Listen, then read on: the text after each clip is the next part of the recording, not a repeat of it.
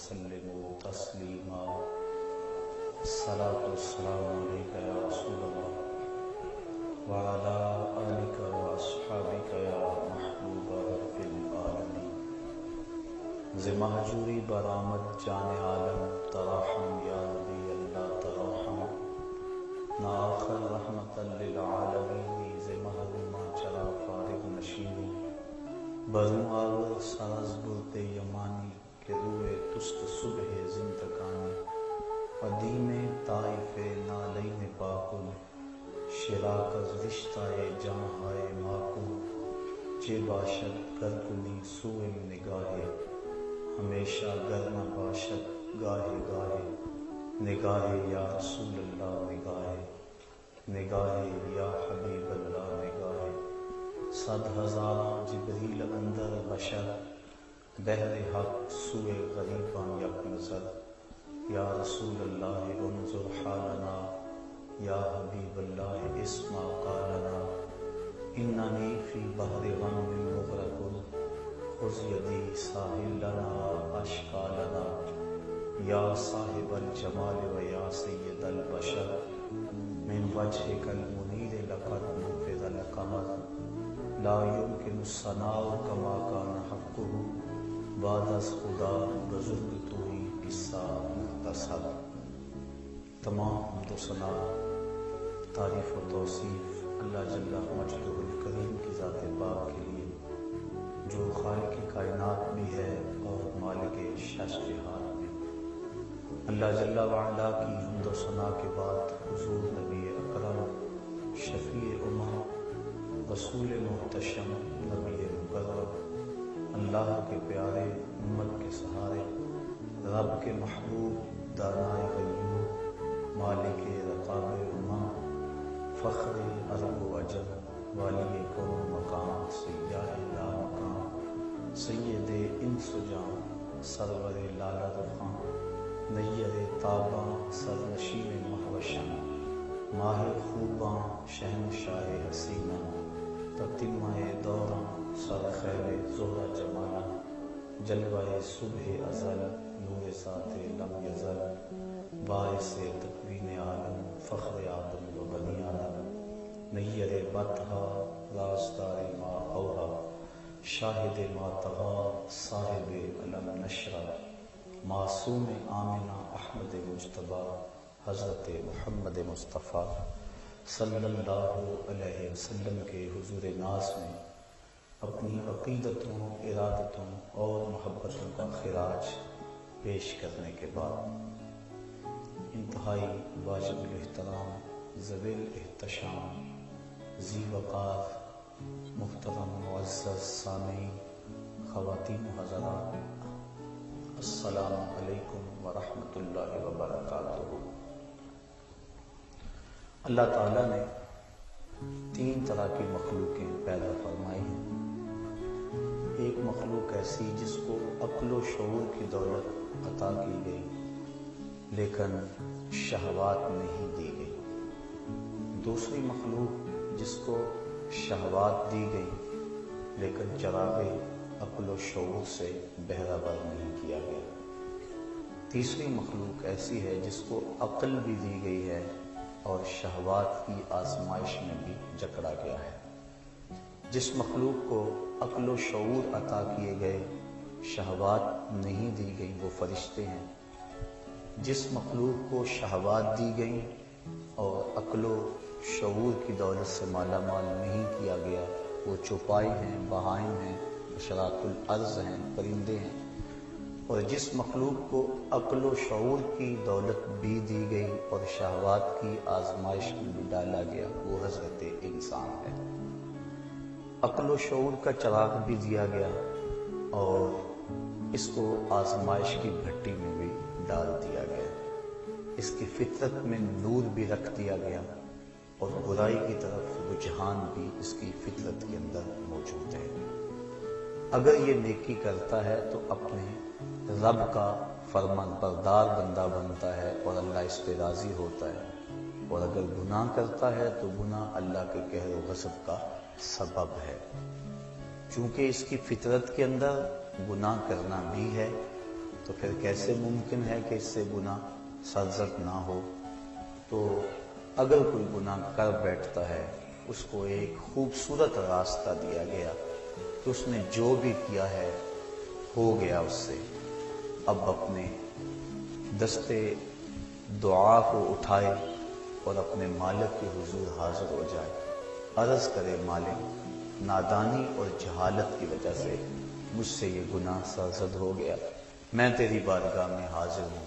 اللہ تعالیٰ پھر یہ نہیں دیکھتا کہ اس کے گناہ کتنے ہیں، یہ دیکھتا ہے کہ یہ آیا ہے میری چوکھٹ پہ، اور اللہ تعالیٰ اس کے پچھلے سارے گناہوں کو معاف فرما دیتا ہے۔ جو صغیرہ گناہ ہیں وہ تو ساتھ ساتھ مٹتے رہتے ہیں، ہم نماز پڑھتے ہیں، وضو کرتے ہیں، نیک اعمال کرتے ہیں تو صغیرہ گناہ مٹ جاتے ہیں، بلکہ ایک روایت میں آتا ہے جب کوئی شخص گناہ کرتا ہے تو فرشتہ اس گناہ کو لکھتا ہے، حتیٰ کہ 5 گناہ وہ کر لیتا ہے تو فرشتہ 5 گناہ لکھ لیتا ہے، پھر وہ نیکی کرتا ہے تو جو نیکی والا فرشتہ ہے وہ گناہ لکھنے والے فرشتے کو کہتا ہے آؤ سودا کر لیں۔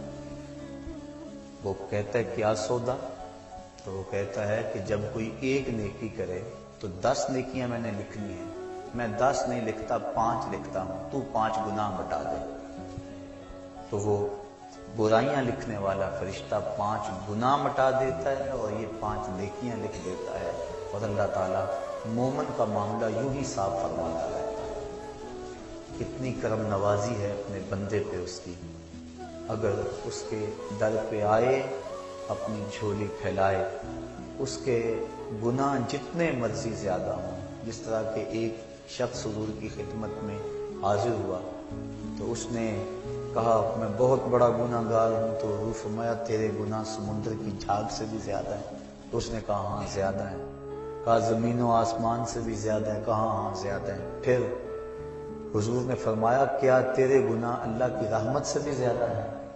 اس نے کہا نہیں۔ تو اس کو مجدہ رحمت دیا گیا، تو اس کے حضور اگر کوئی جھولی پھیلاتا ہوا آ جائے تو اس جھولی کو خالی نہیں رکھا جاتا، مالک کے در پہ آنے والا اس کی رحمتوں کا حقدار ٹھہرتا ہے۔ ارشاد فرمایا یا ایھا الذین آمنوا توبوا الی اللہ توبۃ نصوحا، اے ایمان والو اللہ کے حضور توبہ کرو۔ کون سی توبہ؟ توبہ نصوحا۔ اب توبہ نصوحا کیا ہے؟ مفسرین کے اس پر 22-23 اقوال موجود ہیں، لیکن حضرت معاذ بن جبل رضی اللہ تعالی عنہ حضور رسالت مآب صلی اللہ علیہ وآلہ وسلم سے روایت کرتے ہیں کہ آقا کریم کی خدمت میں ایک شخص حاضر ہوا، اس نے عرض کی مت توبۃ النصوح، حضور توبۃ النصوح کیا ہے؟ تو آقا کریم علیہ السلام نے ارشاد فرمایا ان یندم العبد علی الذنب الذی اصاب فیعتذر الی اللہ تعالی ثم لا یعود الیہ کما لا یعود اللبن الی الدرع۔ فرمایا کہ توبہ نصوح یہ ہے کہ انسان جب گناہ کر بیٹھے تو اللہ کے حضور اس کی معذرت پیش کرے اور دوبارہ گناہ کی طرف اس کے لیے پلٹنا اتنا ہی مشکل ہو جس طرح کے تھنوں سے نکلا ہوا دودھ واپس کرنا مشکل ہوتا ہے۔ تو اگر کسی شخص کی یہ کیفیت ہو جائے تو وہ توبۃ النصوح کے مقام پہ فائز المرام ہے۔ حضرت علی المرتضیٰ رضی اللہ تعالی عنہ تشریف فرما تھے کہ ایک اعرابی آیا، اس نے استغفار طلب کرتے ہوئے کہا اللہم انی استغفرک و اتوب الیک، اے اللہ میں تیری بارگاہ میں استغفار طلب کرتا ہوں اور تجھ سے رجوع کرتا ہوں۔ حضرت علی المرتضیٰ رضی اللہ تعالی عنہ نے فرمایا جھوٹوں والی توبہ نہ کرو۔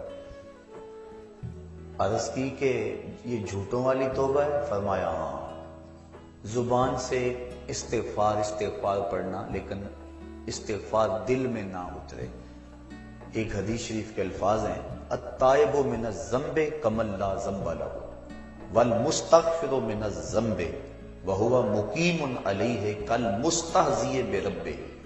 گناہ سے توبہ کرنے والا ایسا ہے جس طرح اس نے گناہ کیا ہوا ہی نہیں، اور استغفار کرنے والا اور گناہ کے اوپر وہ جمع ہوا ہے لیکن گناہ نہیں چھوڑتا اور استغفار کیے جا رہا ہے، فرمایا وہ ایسا ہے جس طرح اپنے رب سے مذاق کر رہا ہے۔ تو توبہ کی حقیقت تو یہ ہے کہ انسان عزم مصمم کرے کہ دوبارہ میں یہ گناہ نہیں کروں گا۔ جس طرح تھنوں میں دودھ کو واپس کرنا مشکل ہوتا ہے، اس طرح اس کا گناہ کی طرف لوٹنا مشکل ہے۔ تو حضرت علی المرتضیٰ رضی اللہ تعالیٰ عنہ نے فرمایا کہ سچوں والی توبہ کر، جھوٹوں والی توبہ نہ کر۔ اس نے عرض کی حضور آپ بتائیں سچوں والی توبہ کیا ہے؟ تو حضرت علی المرتضیٰ رضی اللہ تعالیٰ عنہ نے فرمایا سچوں کی توبہ کی 6 شرائط ہیں۔ پہلی شرط یہ ہے کہ گناہ پر ندامت اختیار کی جائے، جو سابق گناہ کیے ہیں اس پہ شرمندگی ہو، اور ایک روایت میں آتا ہے حقیقت توبۃ الندم، توبہ کی حقیقت شرمندگی ہی ہے۔ جب بندہ شرمندہ ہو جائے تو یہ توبہ کا روپ ہے اور یہ توبہ کا انداز ہے۔ تو کہا پہلی چیز سابقہ گناہوں سے توبہ کر۔ دوسری بات جو فرائض رہ گئے ہیں ان کی قضا کر۔ توبہ کرنے سے پچھلی نمازیں اور جو فرائض اور روزے رہ گئے ہیں وہ معاف نہیں ہو جاتے، بلکہ توبہ تو اس بات کی ہے کہ جو وقت پہ میں نہیں پڑھ سکا اے اللہ وہ مجھے معاف کر دے، آئندہ میں وعدہ کرتا ہوں کہ جو میرے ذمے قرض ہے میں اس کو ادا کروں گا، اور نمازیں روزے اور دیگر جو تیرے حقوق ہیں میں ان کو ادا کروں گا۔ تو فرائض جو رہ گئے ہیں ان کی قضا کرے۔ تیسری شرط کسی کا قرض دینا ہو تو اس کو ادا کرے۔ چوتھی شرط کسی کے ساتھ جھگڑا کیا ہوا ہو تو اس سے معذرت کرے۔ پانچویں شرط جس طرح توبہ سے قبل گناہ کر کر کے اپنے نفس کو موٹا کیا اور قوی اور طاقتور بنایا، اب توبہ کا حق یہ ہے کہ تو اللہ کی اطاعت و فرما برداری کر کے نفس کو ایسے ہی کمزور کر اسے رگڑا دے۔ اور چھٹی شرط یہ ہے کہ آئندہ گناہ نہ کرنے کا عزم مصمم کر لے۔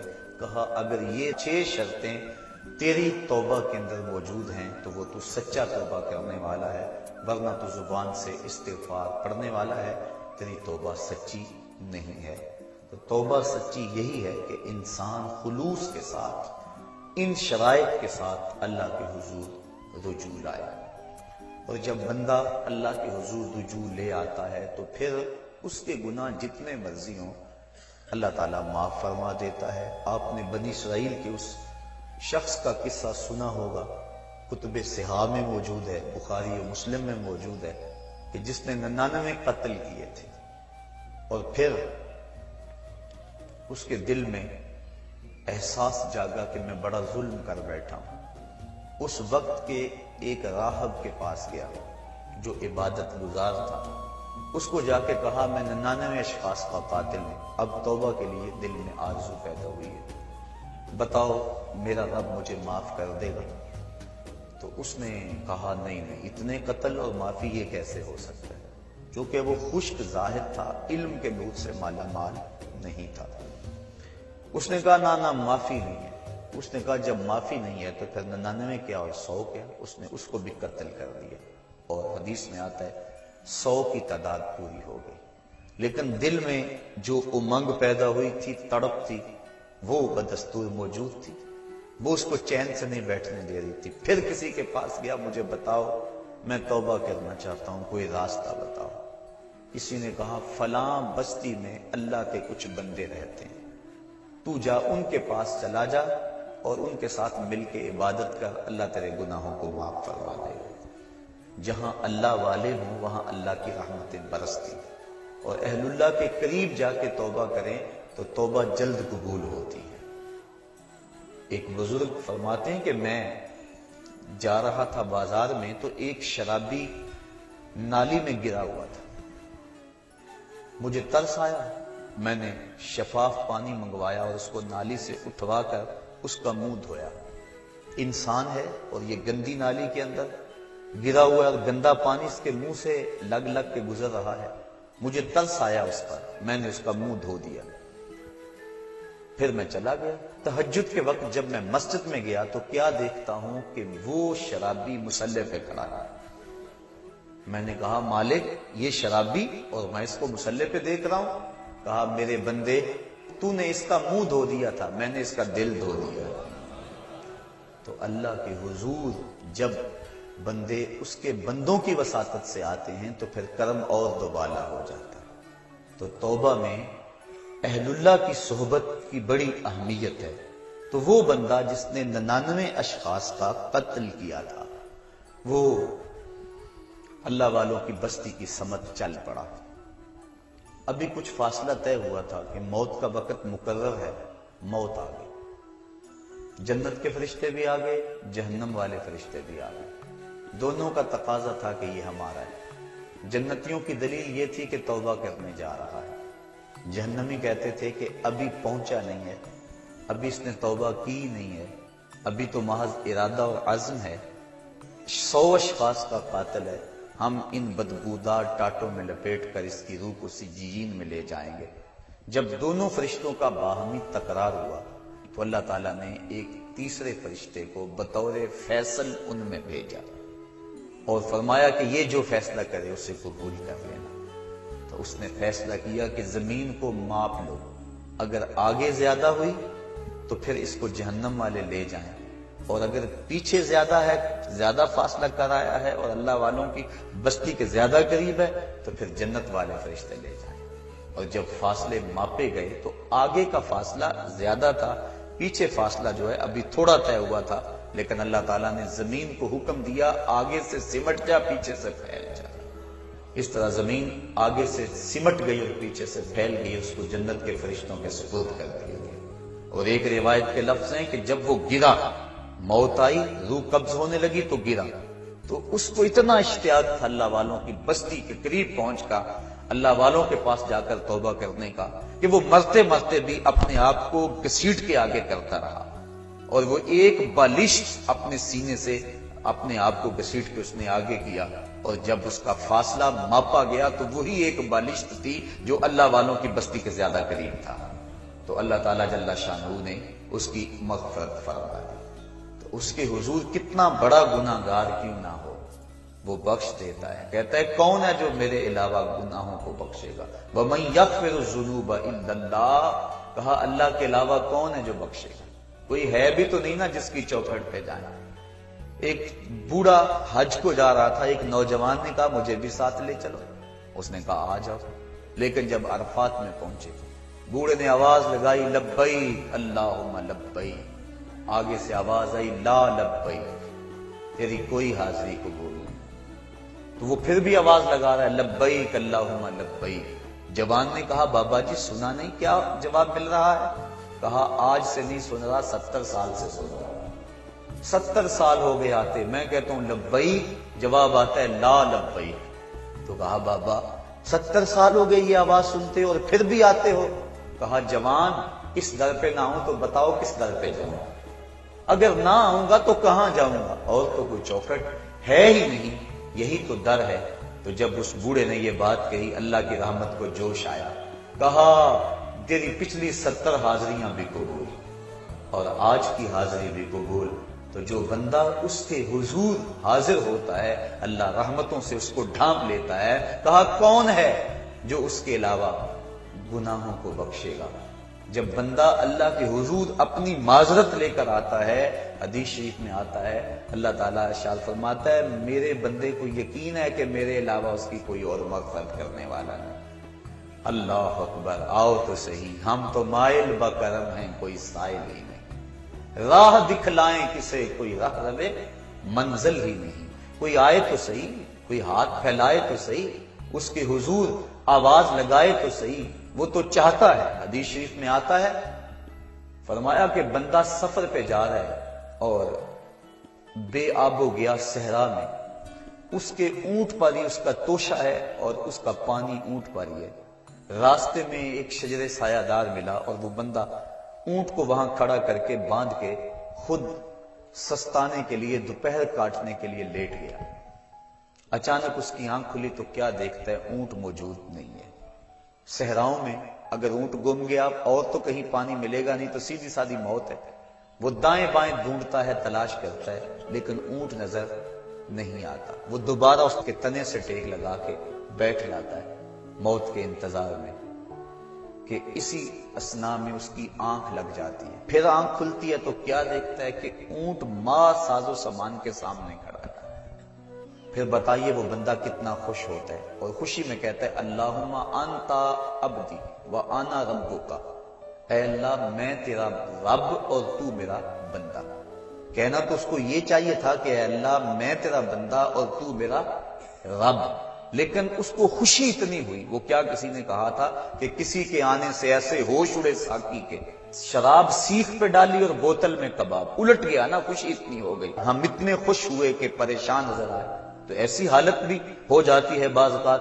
تو اس نے اس قدر خوشی اور مسرت کے عالم کے اندر کہا اللہم انت عبدی، اے اللہ تو میرا بندہ، وانا ربک، اور میں تیرا رب. یہ اس کی خوشی کا اندازہ شدت فرحت ہے جس کو حضور نے بیان فرمایا. فرمایا صحابہ بتاؤ اس کو کتنی خوشی ہوئی؟ عرض کی حضور بڑی خوشی ہوئی. فرمایا جب کوئی بندہ توبہ کے لیے اللہ کے در پہ لوٹ آتا ہے اللہ اس سے بھی زیادہ خوش ہوتا ہے. اور ایک حدیث میں فرمایا کہ کوئی بندہ پیاس میں مر رہا ہو، اچانک وہ پانی کے گھاٹ کو دیکھ لے تو پانی پر پہنچ کر گھاٹ کو دیکھ کر اسے کتنی خوشی ہوتی ہے. جب کوئی بندہ توبہ کے لیے اس کے در پہ آتا ہے اس سے بھی زیادہ خوش ہوتا ہے. تو وہ کہتا ہے آؤ میرے در پہ، میری رحمت کے دروازے کھلے ہوئے ہیں. بندہ دھکے سے جہنم میں چھلانگے لگاتا پھرتا ہے، لیکن وہ کہتا ہے نہیں نہیں، آؤ ایک مرتبہ تم بخشش مانگ لو، میں تمہارے سارے گناہوں کو معاف کر دوں گا. اللہ اکبر، اللہ اکبر. اب جو گناہ سے توبہ ہے اس کے بھی کئی درجے ہیں. کچھ لوگ تو ایسے ہوتے ہیں کہ جب ان کا راز فاش ہو جاتا ہے تو شرمندے ہو کے توبہ کرتے ہیں.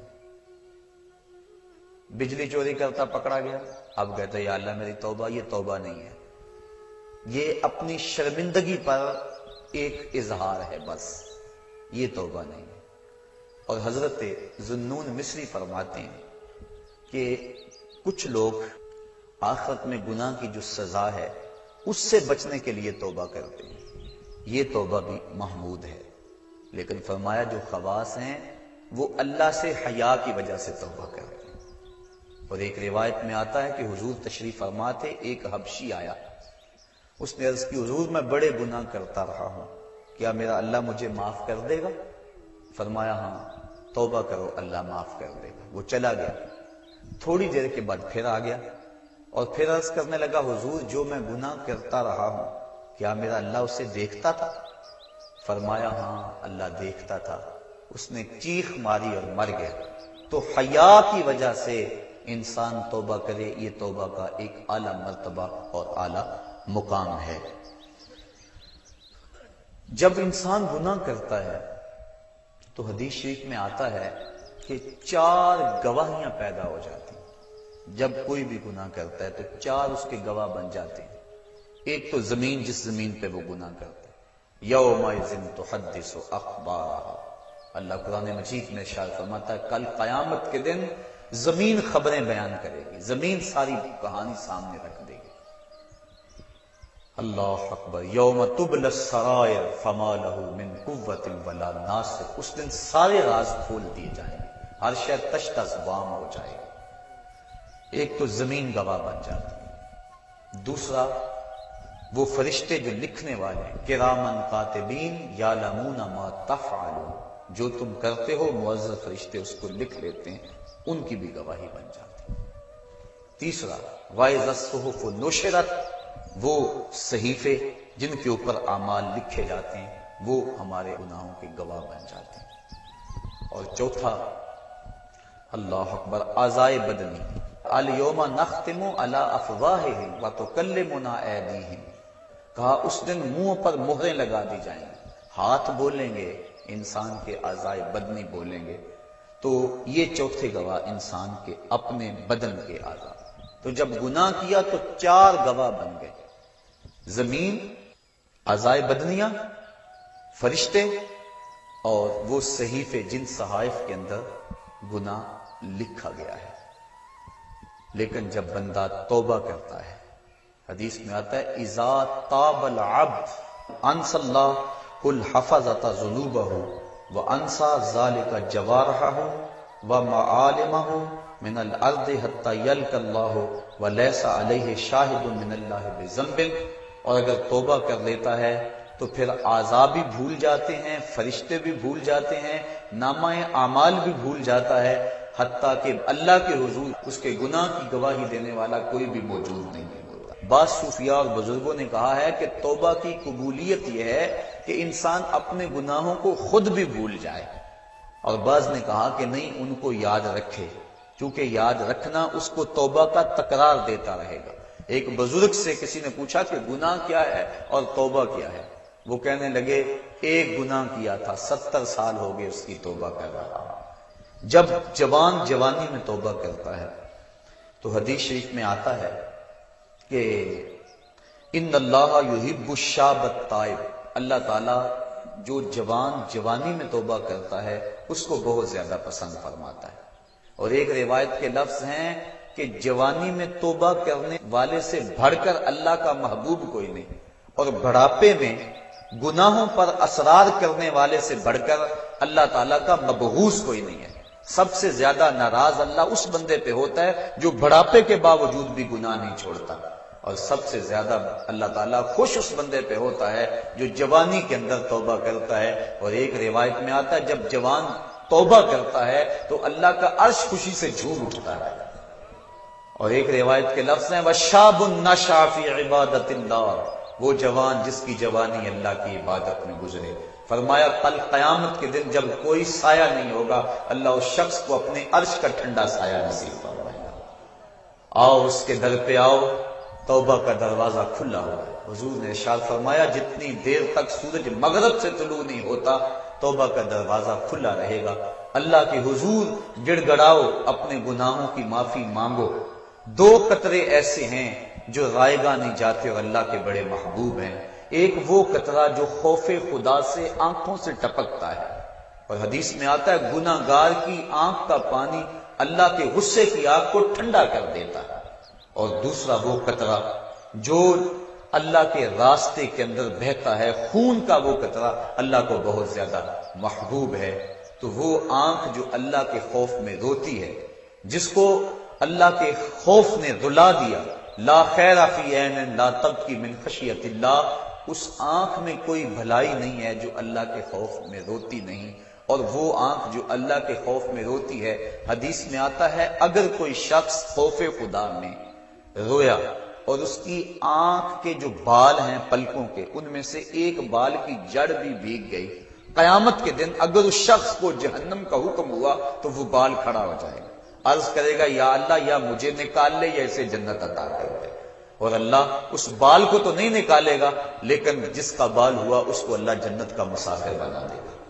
اور ایک حدیث میں آتا ہے جس شخص کی آنکھوں سے خوف خدا کی وجہ سے مکھی کے سر کے برابر پانی نکل آیا، اللہ اس کو قیامت کے دن بخش دے گا، اس کی مغفرت فرما دے گا. تو اس کی یاد میں رو کر توبہ کرنا، اپنے گناہوں پر ندامت ہو اور پھر آنکھوں سے آنسو چھلک پڑے تو اللہ کو وہ بندہ بڑا ہی پسند آتا ہے. رونے والی آنکھ کو اللہ بہت زیادہ پسند کرتا ہے. میرے بزرگ فرمایا کرتے ہیں کہ ایک بزرگ تھے پرانے دور میں، ان کی طبیعت کے اندر سخا کوٹ کوٹ کے بھری تھی، اور آدھا فقر خدمت خلق اور سخاوت ہے. جس کی طبیعت کے اندر سخا نہیں ہے، جس کی طبیعت کے اندر جو ہے وہ وسعت نہیں ہے، وہ فقیر نہیں ہو سکتا. تو وہ جو بھی مہمان آتے ان کو لٹاتے، ان کو کھانا کھلاتے، حتیٰ کہ قرض اٹھا کر ان کو کھلا دیتے. جب ان کا وقت آخر آ گیا تو بڑے لوگوں کا قرض دینا تھا، انہوں نے سمجھا بابا جی تو جا رہے ہیں، بعد میں قرض کون دے گا، تقاضا کرنے کے لیے آ بیٹھے. بابا جی کا آخری وقت ہے، وہ قرض مانگ رہے ہیں. بابا جی کو یہ فکر ہے کہ یہ میرے مہمان آئے ہیں اور میرے پاس کھلانے کے لیے کچھ نہیں. ایک چھوٹا سا بچہ تھالی کے اندر کوئی چیز رکھ کے بیچ رہا تھا، آواز دی اور گزرنے لگا. خادم کو کہا کہ بچے کو بلاؤ. بلایا، کہا بیٹا میرے ان مہمانوں کو کھلا دو. بچے نے تو شکریہ ادا کیا کہ میں سارے دن میں یہ سامان بیچنا تھا، میرا فوراً بک گیا. اس نے سارا سامان کھلا دیا اور بابا جی سے کہا کہ پیسے. انہوں نے کہا بیٹھ جاؤ. بیٹا بیٹھ گیا. 2 4 5 منٹ گزرے تو اس نے پھر اٹھ کے کہا بابا جی پیسے. کہا بیٹھ جاؤ، جب ان کو ملیں گے تو تجھے بھی ملیں گے، یہ بھی سارے قرض خواہ ہیں۔ بچے نے رونا شروع کر دیا، بچہ رویا، رحمت ایزدی کو جوش آ گیا۔ کوئی بندہ تھیلی لے کر اشرفیوں کی بزرگوں کے پاس نذرانہ لیے حاضر ہوا، انہوں نے سب کا قرض ادا کر دیا، بچے کو بھی دے دیا۔ تو وہ جو لوگ تقاضا کرنے آئے تھے انہوں نے کہا ہم اتنی دیر سے بیٹھے تھے اور یہ بچہ فوراً آیا اور لے کے چلا گیا۔ تو وہ بزرگ فرمانے لگے تم میں سے پہلے کوئی رونے والا نہیں، یہ رونے والا آیا، اس کے صدقے سے باقیوں کا بھی کام بن گیا۔ تو جب بندہ اس کے حضور اپنے گناہوں کی معافی مانگتا ہے، اللہ تعالیٰ جل شانہ اس کی آنکھ سے ٹپکتے ہوئے آنسو کا صدقہ، آنسو کا قطرہ زمین پر بعد میں گرتا ہے، اللہ بندے کے گناہوں کو پہلے بخش دیتا ہے۔ حضرت حسن بصری رضی اللہ تعالیٰ عنہ فرماتے ہیں اپنی توبہ کا واقعہ، فرماتے ہیں کہ میں امیر کبیر شخص تھا اور بصرہ کے بازاروں کے اندر دکھی پریشان لوگوں کی مدد کے لیے بھی نکلتا تھا۔ ایک دن میں بازار میں جا رہا تھا کہ ایک خاتون مجھ کو نظر آئی، اتنی خوبصورت جیسے چاند کا ٹکڑا ہو۔ میں نے مسلسل اس کی طرف دیکھنا شروع کر دیا۔ اس نے کہا اما تستحی، تجھے حیا نہیں آتی، مجھے دیکھے جا رہے ہو؟ کہتے میں نے کہا ممن، کس سے حیا کر؟ تو اس عورت نے کہا فمن یعلم خائنۃ الاعین وما تخفی الصدور، اس سے حیا کرو جو دلوں کے بھید جانتا ہے، جو آنکھوں کی خیانت کو جانتا ہے، اس سے حیا کرو۔ کہتے ہیں یہ بات تو بہت بڑی تھی، لیکن اس کا حسن ایسا تھا کہ مجھے اس کے باوجود اس کی طرف رغبت رہی اور میں مسلسل اس کو دیکھتا رہا۔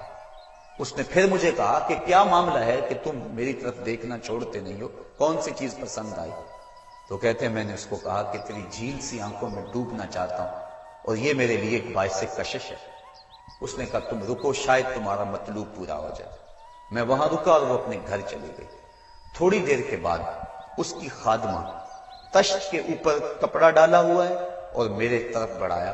کہتے ہیں میں نے جب کپڑا اٹھایا تو اس کے اندر اس کی دو آنکھیں تھیں اور اس کے اوپر لکھا ہوا تھا کاغذ کے ٹکڑے پہ لا اريد عینا یفتتن بسببها احدا، میں ان آنکھوں کو رکھنا ہی نہیں چاہتی جس کی سبب سے ایک مومن فتنے میں پڑ جائے۔ کہتے ہیں کہ میں نے اپنی داڑھی کو پکڑا اور زاروں کے تار رونے لگا۔ میں نے کہا اے حسن بصری تو اس عورت سے بھی گیا گزرا ہے، اتنا خوف اس کے سینے کے اندر؟ کہتے ہیں میں داڑھی کو پکڑ کے زاروں کے تار رویا اور گھر چلا گیا۔ ساری رات میں نے توبہ میں گزاری۔ جب صبح کا سفیدہ طلوع ہوا میرے دل میں خیال آیا جس نے اپنی آنکھیں مار دی اس سے بھی تو معذرت کر رہا ہوں، اللہ سے تو معافی مانگی۔ کہتے ہیں کہ میں صبح اٹھا اور جب اس عورت کے گھر کے دروازے کے قریب پہنچا تو اس کا جنازہ نکل رہا تھا۔ میں پھر بڑا پریشان ہوا، واپس آیا، سارا دن مشکل میں گزارا۔ رات جب میں سویا تو وہ عورت مجھے خواب میں ملی۔ میں نے کہا کہ مجھے کوئی وصیت کرو، تو اس نے کہا اذا خلوتا فاذکر اللہ، میں تجھے وصیت یہ کرتی ہوں جب تم تنہائی میں ہوا کرو تو اللہ کو یاد کیا کرو۔ وَإِذَا أَصْبَحْتَ وَأَمْسَيْتَ فَاسْتَغْفِرِ اللَّهَ وَتُبْ إِلَيْهِ، اور جب تم صبح کرو یا شام کرو تم استغفار پڑھا کرو اور اللہ سے توبہ کیا کرو۔ حضرت حسن بصری فرماتے ہیں کہ اس عورت کا یہ عمل مجھے توبہ کے راستے پہ ڈال لیا، پھر وہ حسن بصری زمانے کے امام اور مقتدا بنے۔ تو انسان جب عبرت حاصل کرنے پہ آتا ہے تو ایسے اسباب اس کے لیے مہیا ہو جاتے ہیں، توبہ کرنے میں دیر نہیں کرنی چاہیے۔ بعض بات بندہ سوچتا ہے کہ ابھی میرے بڑے کام پڑے ہوئے ہیں، جب میں بوڑھا ہوں گا میں ریٹائرمنٹ لے لوں، میں بچوں کی شادیاں کر لوں، بس پھر فراغت ہو جائے گی، بچے کاروبار سنبھال لیں گے، پھر میں ہوں گا، مسجد ہوگی۔ یہ ایسا بندہ کہہ رہا ہے جس کی ملک ایک سانس بھی نہیں ہے، جو ایک سانس کا بھی مختار نہیں ہے، اور ایسے بات کر رہا ہے جس طرح سب کچھ اس کے قبضے میں ہو۔ تو توبہ کے اندر تاخیر نہیں کرنی چاہیے۔ بنی اسرائیل کے اس شخص کا واقعہ آپ کو پہلے بھی شاید میں نے کسی مجلس کے اندر عرض کیا تھا کہ جس کو طول عمل نے برباد کر دیا، اس کی نیکیوں کی وجہ سے اس کو خبر پہنچی کہ اس کی عمر 1000 سال ہے، تو اس نے کہا جب میری عمر اتنی لمبی ہے تو پھر میں عبادت کی بھٹی کے اندر کیوں جلتا رہوں؟ میں 900 سال گناہ کر لیتا ہوں اور 100 سال قبل توبہ کر لوں گا اور گناہوں کی معافی چاہوں گا۔ 900 سال گناہ کرتا رہا، 100 سال جب باقی رہا خیال آیا، پھر سوچا ابھی بڑا وقت پڑا ہوا ہے، میں 90 سال مزید گناہ کر لیتا ہوں، 10 سال قبل میں جو ہے وہ توبہ کر لوں گا۔ 10 سال رہ گئے، پھر خیال آیا 9 سال گناہ کر لیتا ہوں، 1 سال قبل توبہ کر لوں گا۔ جب 1 سال رہ گیا پھر توبہ کی سوچ آئی تو کہنے لگا 12 ماہ ہوتے ہیں سال کے، میں 11 ماہ تک گناہ کر لیتا ہوں، 1 ماہ قبل میں توبہ کر لوں گا۔ پھر 1 ماہ بھی گزرا، ہفتے تک بات پہنچی، حتیٰ کہ 1 دن رہ گیا، اور پھر وہ کہتا تھا بھی فلاں فلاں گناہ میرا رہتا ہے وہ میں کر لوں۔ ایسی لت پڑ گئی تھی گناہ کہ بنی اسرائیل کا وہ شخص کہ جو اس انتظار میں تھا کہ بس یہ گناہ کر لوں اور یہ گناہ کر لوں پھر توبہ کر لوں گا، اچانک موت آئی اور موت نے اس کو دبوچ لیا اور وہ توبہ کے بغیر مر گیا۔ تو طول عمل، لمبی امید کہ ابھی وقت میرا بڑا پڑا ہوا ہے، پہلے تو پتہ ہی نہیں ہے کہ وقت موجود بھی ہے یا کہ نہیں، اگلی سانس آئے گی یا کہ نہیں، دوسری بات جو کیفیت اب ہے پتہ نہیں آگے ہو یا نہ ہو۔ شیطان کو جتنی مہلت دو گے، جتنی بیماری گھر کر جائے گی، اس قدر ہی اس کا ختم ہونا مشکل ہے۔ اس لیے جب گناہ کرے تو فوراً توبہ کر لے، گناہ مٹ جاتا ہے۔ اور اگر انسان کہتا ہے کہ نہیں نہیں یہ کر لوں پھر توبہ کروں گا، تو توبہ کو مؤخر کرنا انسان کو گناہ پر دلیر بنا دیتا ہے۔ اور ایک حدیث میں آتا ہے جب انسان گناہ کرتا ہے تو اس کے دل پر ایک سیاہ نقطہ پڑتا ہے، اگر وہ توبہ کر لے تو وہ مٹ جاتا ہے، دل شفاف ہو جاتا ہے۔ لیکن اگر وہ توبہ نہ کرے پھر دوبارہ گناہ کرے تو دل پر ایک اور سیاہ نقطہ پڑ جاتا ہے، پھر وہ گناہ کرتا رہتا ہے اور دل کے اوپر سیاہی پھیلتی رہتی ہے، حتیٰ کہ ایک دن آتا ہے کہ پورا دل اس سیاہی کی لپیٹ میں آ جاتا ہے، اور جب پورا دل سیاہ ہو جائے پھر گناہ کر کے بھی اس کو ندامت اور شرمندگی نہیں ہوتی۔ مومن تو جب گناہ کر بیٹھتا ہے تو محسوس کرتا ہے جس طرح پہاڑ کے نیچے آ گیا، ابھی گر جائے گا اور مجھے کچل دے گا۔ اور منافق یہ سمجھتا ہے گناہ کرنے کے بعد کہ بدن پہ مکھی بیٹھی تھی، ہلکے سے اشارے سے میں نے اس کو اڑا دیا، وہ مکھی کے بیٹھنے جیسی کیفیت کا احساس کرتا ہے منافق۔ تو جب دل سیاہ ہو جائے تو بندہ گناہ پہ گناہ کرتا ہے، زندگی گناہوں سے بچھڑی ہوئی گزرتی ہے لیکن توفیق توبہ نہیں ملتی۔ صاحبو، زندگی بیت رہی ہے، ایک ایک لمحہ کٹ رہا ہے، ہم لمحہ لمحہ موت کے قریب ہو رہے ہیں، ہم سمجھتے ہیں ہم بڑے ہو رہے ہیں لیکن نہیں، ہم چھوٹے ہو رہے ہیں۔ جب گنتی الٹی شروع ہو جائے کام جلدی 0 تک پہنچ جاتا ہے، سانسوں کی الٹی گنتی شروع ہے اور ہم لمحہ لمحہ موت کے قریب ہو رہے ہیں۔ رمضان کا موسم ہے، جمعۃ المبارک کا یوم سعید ہے، سہانی گھڑیاں ہیں، امٹتی ہوئی رحمتوں کی برسات ہے۔ فرمایا حدیث میں کہ ایک ساتھ جمعۃ المبارک میں ایسی ہوتی ہے جس میں جو دعا مانگو اللہ اسے قبول فرما لیتا ہے۔ اور حضرت عبداللہ ابن مسعود رضی اللہ تعالی عنہ فرماتے ہیں کہ جس نے وضو کیا اور اچھا وضو کیا اور اس کے بعد 2 رکعت نوافل ادا کیے اور اس کے بعد دعا استغفر اللہ العظیم الذی لا الہ الا هو الحی القیوم واتوب الیہ، کہتے جس نے اس دعا کو پھر پڑھ لیا، اگر اس کے گناہ ہیں وہ سمندر کی جھاگ کے برابر بھی ہو اللہ سارے معاف فرمائے۔ مالک تو گناہوں کو معاف کرنے والا ہے، ہم ہی جہنم میں چھلانگے لگا رہے ہیں لیکن وہ تو کہتا ہے آج میری رحمت کے دروازے کھلے ہوئے ہیں، اسیاں سے کبھی ہم نے کنارہ نہ کیا، تو نے بھی مگر دل آزردہ ہمارا نہ کیا، ہم نے تو جہنم کی بہت تدبیر کی، تیری رحمت نے لے کر گوارا نہ کیا۔ اس کی رحمتیں بندے کو آوازیں دے رہی ہیں، یا ایھا الانسان ما غرک بربک الکریم، اے انسان تجھے کریم رب کے دروازے سے کس نے ہٹا دیا؟ الذی خلقک فسواک فعدلک فی ای صورت ما شاء رکبک، جس نے تجھے پیدا کیا، جس نے تجھے تخلیق کیا، تجھے حسن اور جوانی دی، تیرے اعضاء کو توازن اور اعتدال دیا۔ ذرا دیکھ تو صحیح، ماضی کو جھانک کر کے تو دیکھ، تیرے ہاتھ تھے پکڑنے کا سلیقہ نہیں تھا، تیری ٹانگیں تھی چلنے کا طریقہ نہیں تھا، تیری زبان تھی بولنے کا اسلوب تجھے نہیں آتا تھا، تو دودھ بھی مانگنا ہوتا تو روتا تھا۔ ہم نے تیری ماں کے سینے میں تیرے لیے پیار ڈال دیا، اگر ماں کے سینے میں پیار نہ ڈالتے بتا تو بچہ تیری گندگی سے بکھر جاتا تھا، ماں صاف کرتی تھی، اگر ماں کے سینے میں یہ پیار نہ ہوتا تجھے کیڑے پڑ جاتے۔ آج تیری چھاتی میں زور ہے، آج ہاتھیوں کو تو بٹھا لیتا ہے، آج شیروں کو تو نچا لیتا ہے، زمانہ تیرا باج گزار ہے، آج تو منسٹر ہے، آج تو مولوی ہے، آج تو مفتی ہے، آج تیرے نام کی دہائی ہے، آج تو عہدہ قضا پہ فائز البرام ہے، آج تو عہدہ صدارت پہ فائز البرام ہے، آج تو ناظم ہے، آج دولت کی ریل پیل تیرے گھر میں ہے، آج تیری فوجیں تیرے پشت پہ ہیں، آج کوئی تجھے پوچھنے والا نہیں، لیکن ذرا پلٹ کے دیکھ کہ ماضی میں تو تھا کیا۔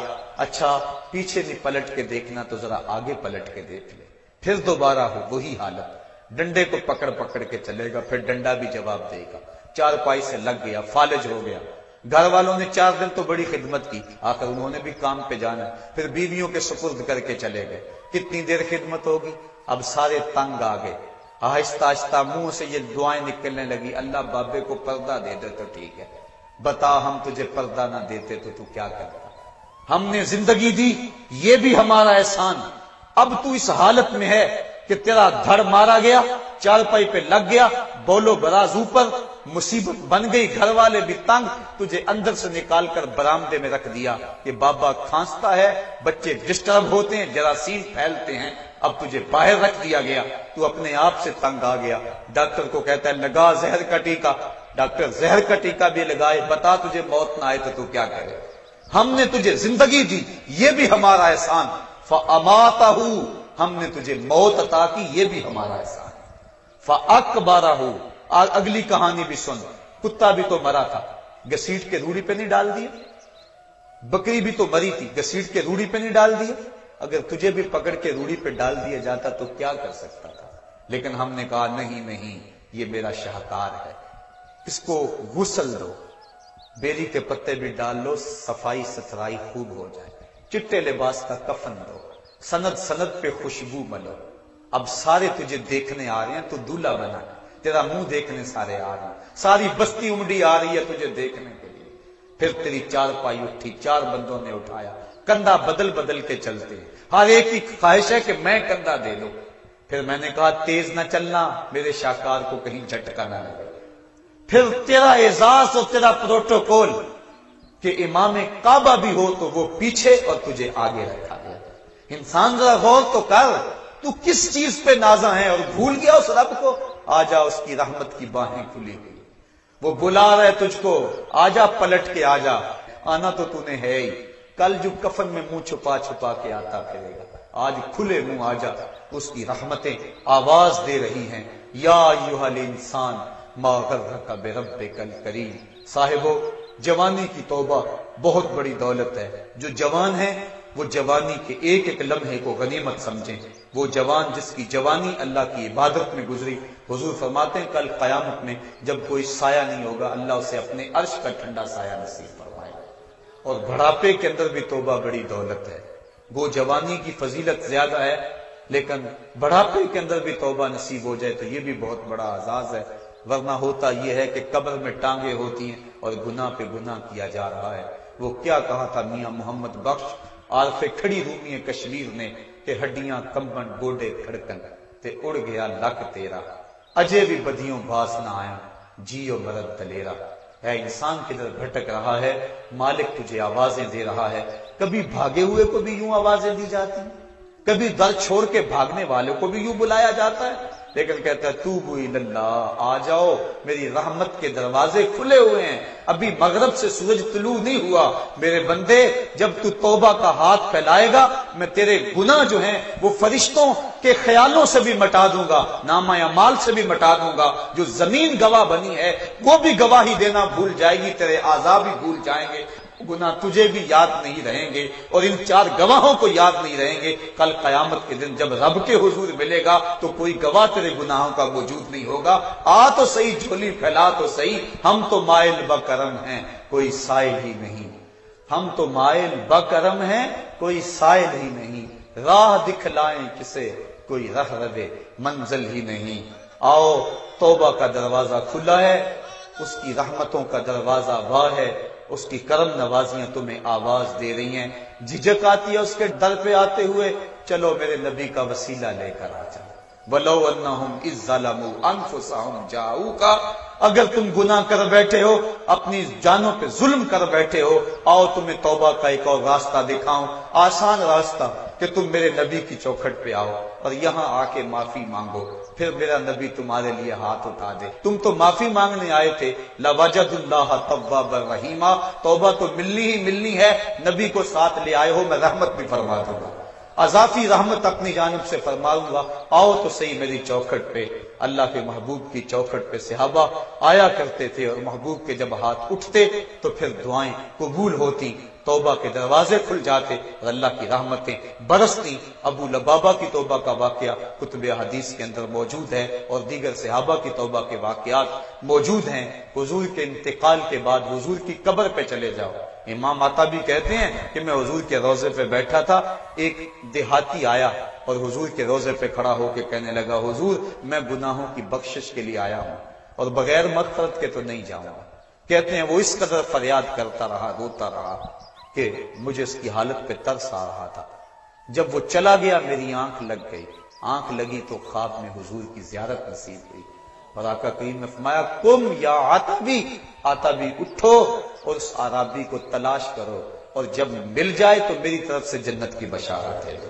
اور صاحب مدارک نے ایک روایت لکھی ہے کہ ایک شخص حضور کے روضے پہ آیا اور حضور کے مبارک روضہ کی مٹی کو، تربت نور کو اپنے سر میں ڈال رہا ہے، اور کہتا ہے میں تو گناہوں کی بخشش کے لیے آیا ہوں۔ یہ حضور کے انتقال سے 3 دن کے بعد کا واقعہ ہے۔ وہ کہتا ہے میں تو مغفرت کے بغیر جانا ہی نہیں ہے۔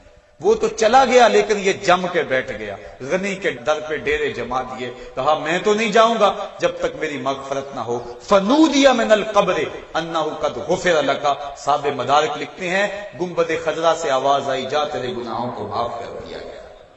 مجرم ہو تو منہ اشکوں سے دھوتے چلے آؤ، آؤ در طباب پہ روتے چلے آؤ۔ قرآن میں مذکور ہے بخشش کا طریقہ، سرکار کی دہلیز سے ہوتے چلے آؤ۔